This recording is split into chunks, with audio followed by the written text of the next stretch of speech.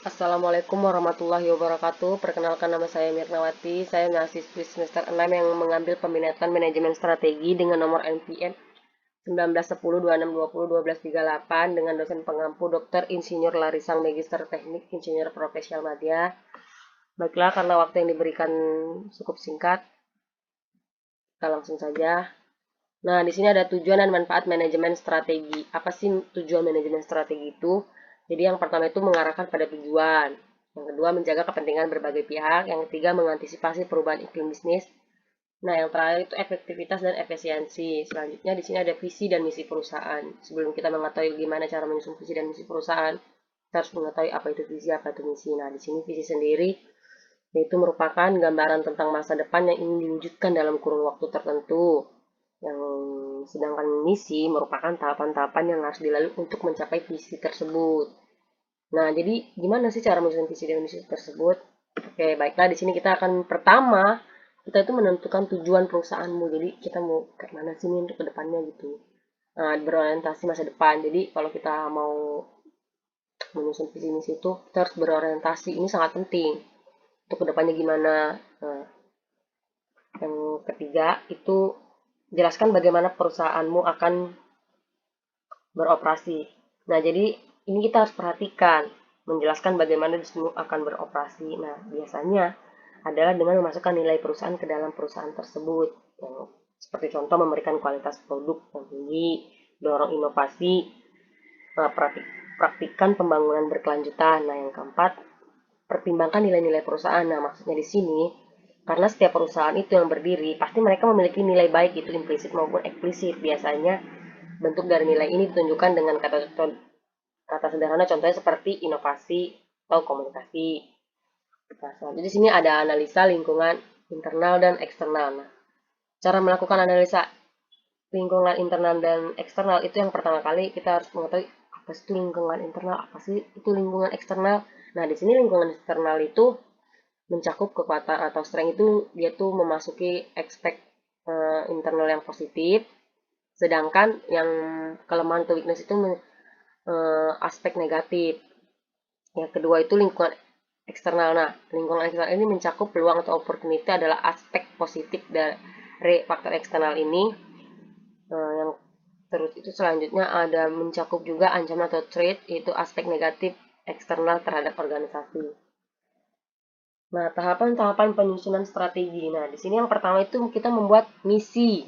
Yang kedua, mengidentifikasi tujuan. Yang ketiga, menentukan sasaran. Dan yang keempat, membuat rencana kerja. Selanjutnya di sini ada menganalisis dan menentukan strategi matrik. SWOT, USPM, BCG, SPICE, CE, dan GS. Nah, matrik SWOT ini yang pertama kali kita harus menganalisisnya. Itu satu, menguraikan apa saja yang ada di 4 komponen terutama. Komponen utama, analisis SWOT itu strength itu kekuatan, weakness itu kelemahan, opportunities itu peluang, dan situ ancaman. Yang kedua, setelah menguraikan 4 faktor ini, maka selanjutnya kita akan membuat strategi berdasarkan matrik SWOT.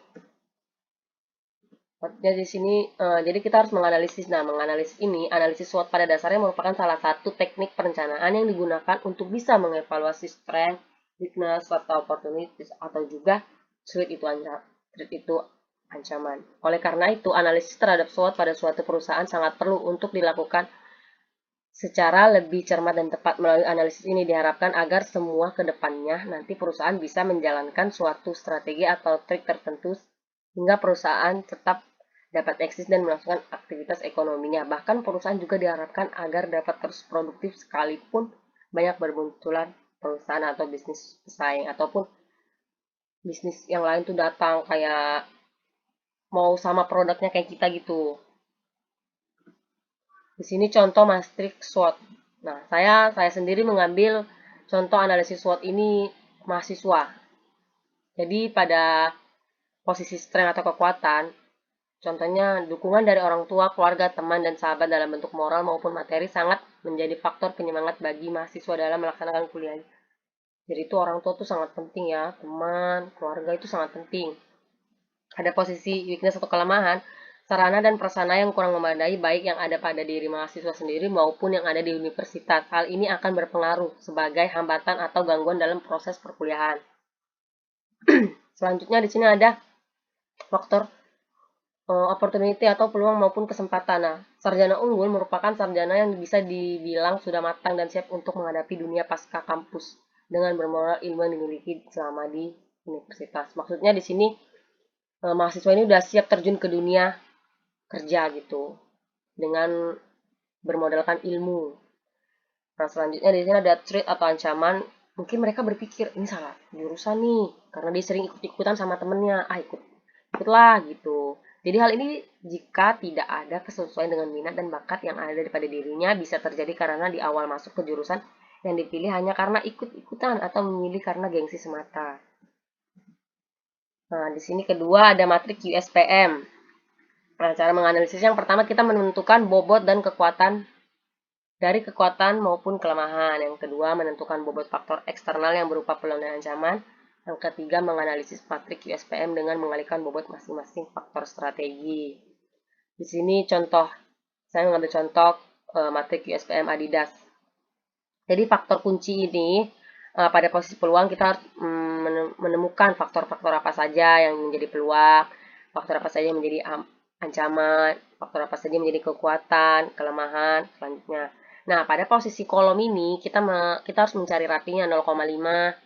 Pada pengembangan produk ini ada AS dan TAS. Nah, cara kita menemukan nilai TAS ini hasil dari bobot 0,05 ini dikali dengan 2 hasilnya 0,10. Nah, untuk peningkatan kontrol terhadap pesaing sama saja nilai AS dikali bobot. Nah, selanjutnya di sini ada matrik BCG. Yang pertama kita harus menganalisis itu menentukan pasar.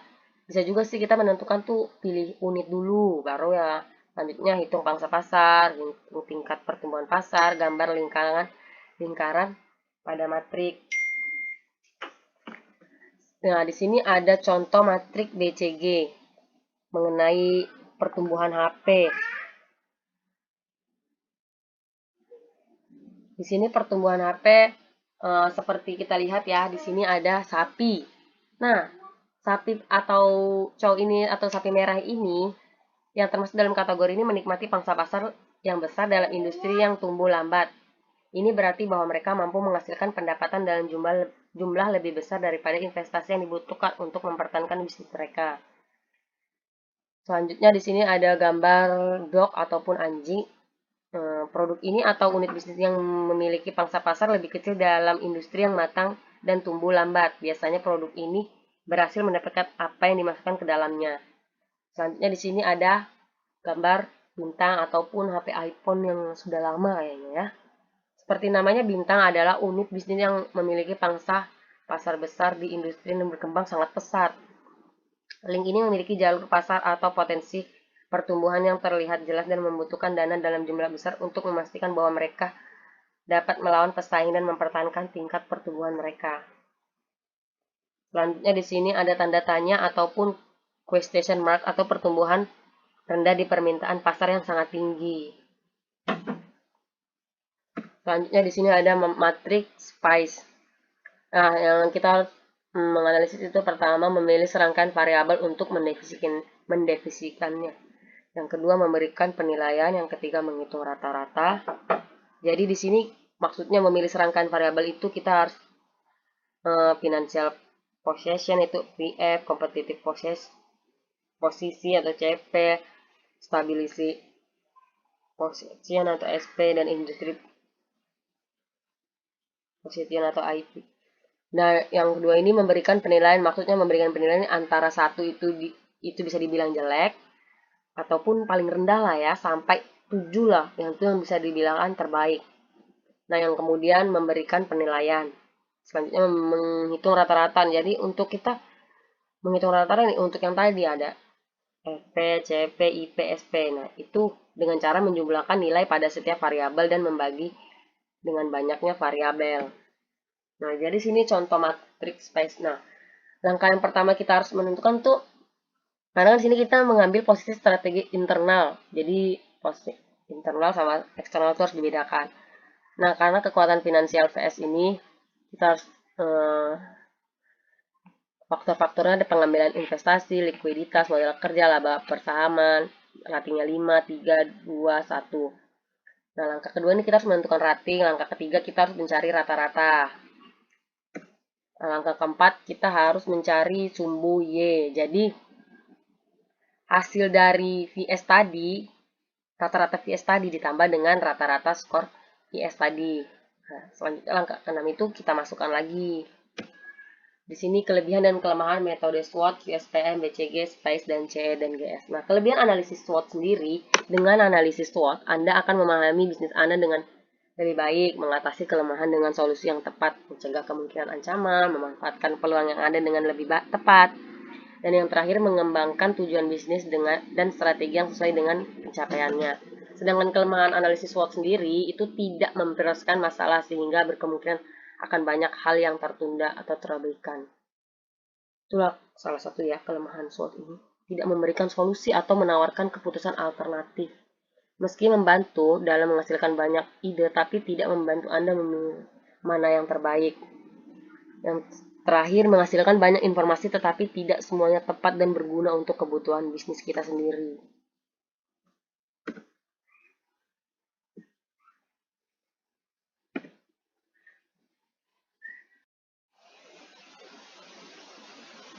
Nah, di sini ada kelebihan metode QSPM. Satu merupakan satu-satunya teknik analisis yang dirancang untuk menetapkan daya tarik dan tindakan alternatif yang layak dikembangkan, serta evaluasi terhadap pilihan strategi dapat dilakukan secara objektif.